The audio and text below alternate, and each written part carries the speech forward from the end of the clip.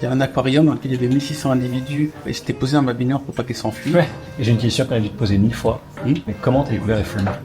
J'étais enfant, je devais avoir 6 ans, j'étais dans le jardin de mes grands-parents. Quand j'ai vu qu'il y avait une petite ville, je me suis dit, je vais comprendre ma grande ville dans laquelle je vis en regardant la petite ville. J'ai dû avoir une fourmi sur un doigt, mais peut-être toi aussi tu as eu cette expérience. On s'est regardés tous les deux et je me suis dit, qu'est-ce qu'elle doit penser de moi? Et pourquoi elle s'en va pas? Parce que si tu approches des lézards, ils s'en vont tout de suite. Et après, vu que j'ai vu que personne n'avait pensé à ça, je me suis dit, je vais écrire une histoire. Au début, c'est une petite histoire. Et après, c'est devenu de plus en plus grand. Au fur et à mesure que c'est devenu grand, je me suis dit, bah tiens, je vais quand même me renseigner sur comment vivent les fourmis. Donc j'ai appris tout l'aspect scientifique. Puis après, j'ai fait une page chez moi. Et j'ai mis, il y a un aquarium dans lequel il y avait 1600 individus. Et j'étais posé dans ma baignoire pour pas qu'ils s'enfuient. Ouais. Et j'ai observé, c'est dans le grand privilège d'un romancier, il peut voir en direct ces personnages agir et trouver des situations.